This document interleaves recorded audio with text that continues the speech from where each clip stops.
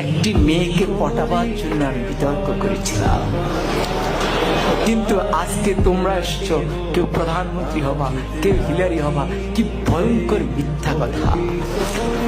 কারণ আমি একটি মেয়েকে শুধু পটাতে চেয়েছিলাম। কি দিয়ে? বিতর্ক দিয়ে। সে আমাকে পাত্তা দেয় না, সে আমার দিকে তাকায় না।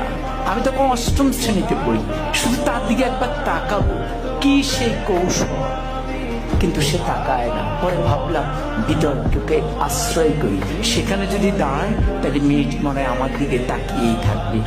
এই আশায় আমি বিতর্ক করেছিলাম। তো এরকম আশা নিয়ে একবার আমি সিলেট যাচ্ছিলাম।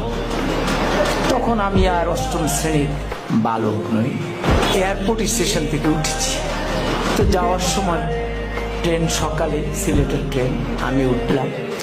উঠে আমার সিটে গেলাম, দেখি আমার একটি সিট, সামনে আরেকটি সিট, মানে ডাবল ডাবল না।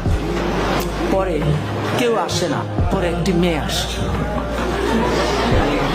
এবং মেয়েটি সামনে বসার পর আমি একটু সতেজ হয়ে গেলাম। পুরুষের মন তো। পরে মেয়েটি দেখলাম সাদা গাউন পরা, আমি বুঝলাম সে সিলেট মেডিকেল। তাহলে ভাবলাম যাক, মান সম্পন্নই হয়েছে। এরপরে ট্রেন এগিয়ে যাচ্ছে, আমার মনে কত কিছু আসে, কত ভাবনা আসে, কিন্তু আমি তো কথা বলতে পারতেছি না, খুব আনইজি বোধ করছি। কি করব? ট্রেন যায় ভিড়লো আখাউড়া স্টেশনে। আখাউড়া তো নাম শুনেছো না? তো পরে আমি আখাউড়া স্টেশনে গেলাম।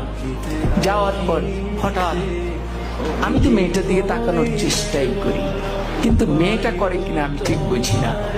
তো হঠাৎ করে একজন আসলেন, এসে বললেন, ভাই লাগবে?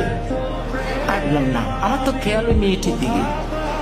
এরপরে উনি একটু দূরে গিয়ে দাঁড়ালেন। এবার আরেকজন আসলেন, উনি এসে বললেন লাগবে? আমি বললাম না। এবার উনিও গিয়ে দাঁড়ালেন, কেউ যাচ্ছেন না। তৃতীয় একজন, একটু মোটা, সে আরেকটু ধমকের সুরে, লাগবে? আমি বললাম না। এরপরে চতুর্থ জন আসলেন, উনি এসে বললেন, ভাই লাগবে তো? আমি বললাম না না। এখন এই যতবার লাগবে বলে মেয়েটি ততবার পলকে পলকে আমার দিকে তাকায়। এখন আমি ঠিক বুঝতেছি না কি লাগবে, কি বলে। পরে আমি একটু উত্তেজিত হয়ে চারজনকে ডাকলাম, কি সমস্যা, কি লাগবে? আপনারা চারজনই আমাকে ঘিরে দাঁড়িয়েছেন আমার জানালার সামনে। তখন বললো, বলবো তো বললেন।